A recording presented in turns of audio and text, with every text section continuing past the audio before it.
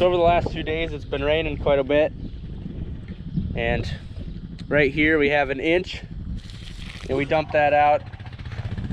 And then we pour the rest of it back into inner cylinder. About 1.70 inches.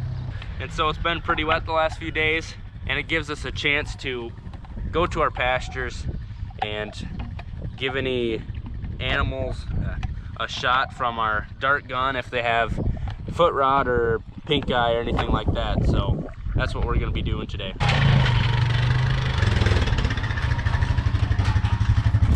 So we're grabbing this penicillin and we're grabbing this Vaseline, and I'll explain what the Vaseline is for later.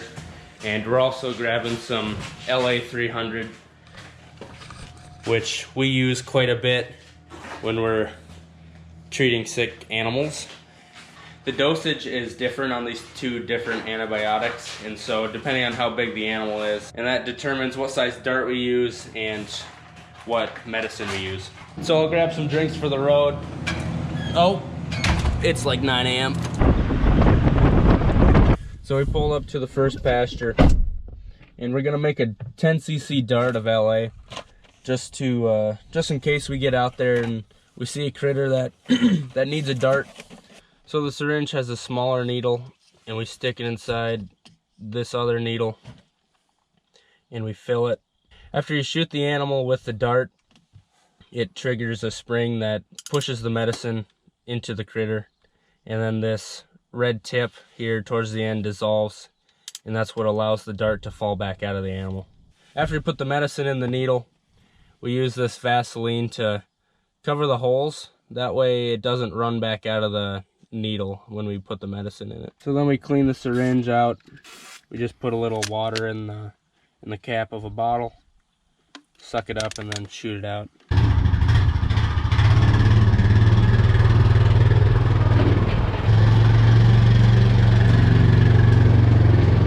This is the first of 5 pastures that we'll be hitting today.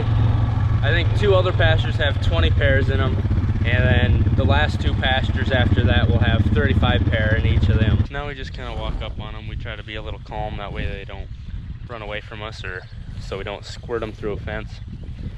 And we're just going to be looking at everybody's eyes. We're going to be making sure nobody's limping. And I see the bull, and he's not swollen anywhere, and so he looks pretty good.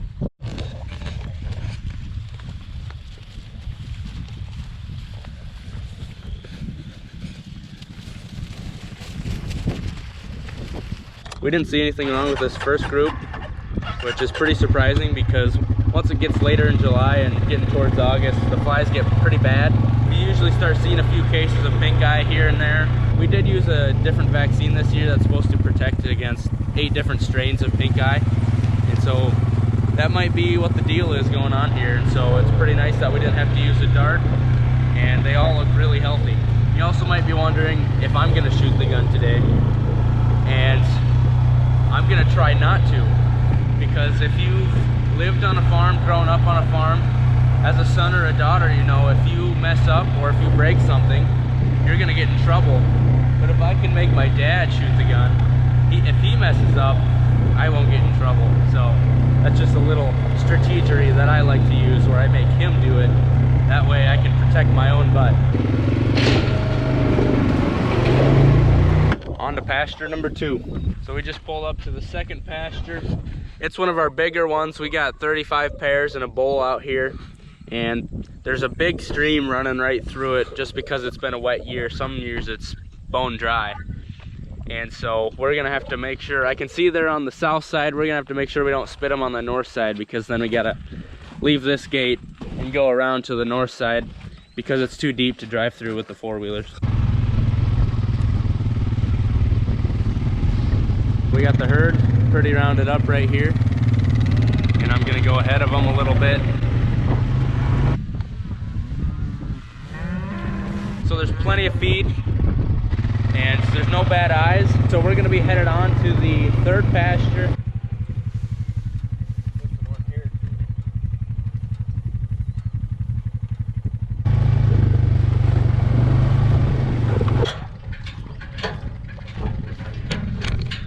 to this third pasture, we can see that the cattle are on the other side of this water, and there's another stream coming in from out here that comes into this creek. And so we know we won't be able to get to them. We'd have to chase them out of it, but the odds are they'll get into another part of the pasture that we won't be able to get to.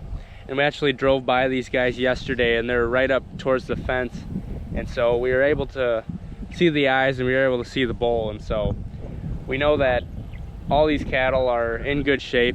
And so we're not gonna try getting stuck or floating away in the stream. We'll be back here many times over the next couple of weeks anyway. We got to the fourth pasture, and the cows are right up towards the gate.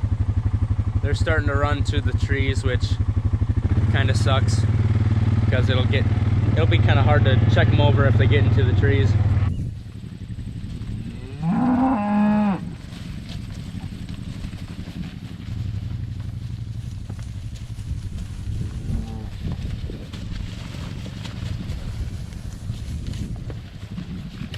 We're thinking next week we'll get them out in that grass out there. It takes a lot of pressure off these other areas that they spend a lot of time in. So they gave us a really good look at them. They're really calm. And I don't know, we're having quite a bit of luck today. We haven't had to dart anything. And so that's 4 pastures done. Of course, we didn't get out into that third pasture because there's too much water out there.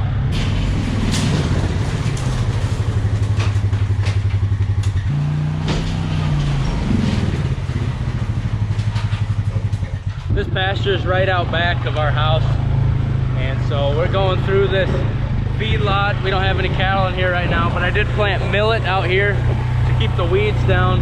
It's not doing the best. There's some velvet leaf coming up, but I'm sure it would look a lot worse if I didn't get that millet in. One quite a ways back, and so this one might have a limp or something. There's a lot of water holes out here, and so it might have foot rot. It has a freeze brand on the side, and I can see that it's 757. So once we get to the big group, we'll be able to find her, see if she's got a swollen foot or something. They aren't letting us get too close, and it's making it pretty difficult to assess the health of the whole herd. They actually look like they don't have too bad a fly pressure on them. And I haven't seen any bad eyes. I can't see the best from way out here. Well, here's that cow that was coming up slow from the rear end. She seems like she's walking decently. Maybe she just got a slow start. Yeah, it's a 757. So altogether we looked at 130 pairs today, 5 different bulls, and we didn't see one issue. Only thing was this one cow in here was walking a little slow. I don't know what the deal was, but maybe she's just in the beginning stages of foot rot or something. We'll be able to get a dart in her and take care of that. So we still have a full dart in the gun, and we have been having a couple issues actually with our heifers in the feedlot. I'm gonna run down the bunk line on our 2 pens of heifers and see if anything's got a bad eye.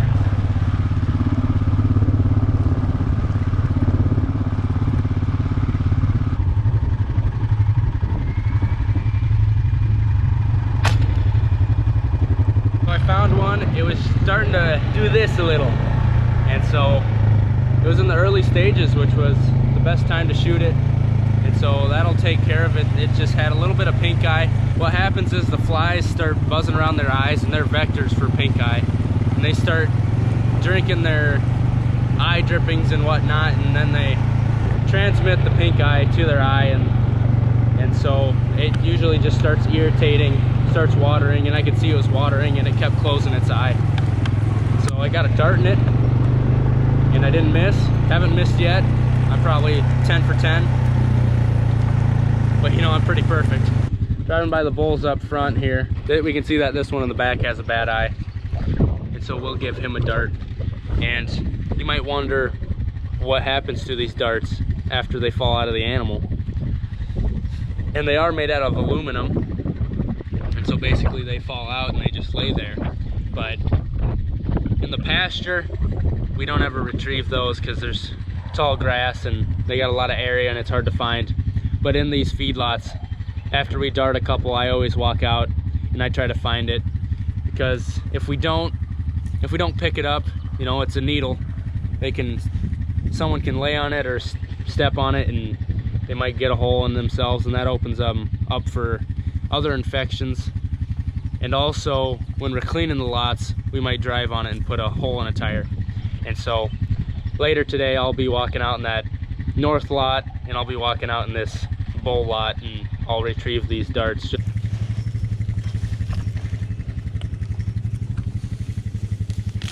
They're pretty big fans of kosher.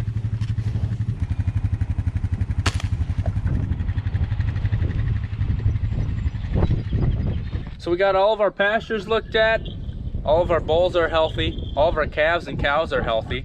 Started a yearling bull here and also a replacement heifer. I hope you learned something today. Thanks for watching. Hit that subscribe button.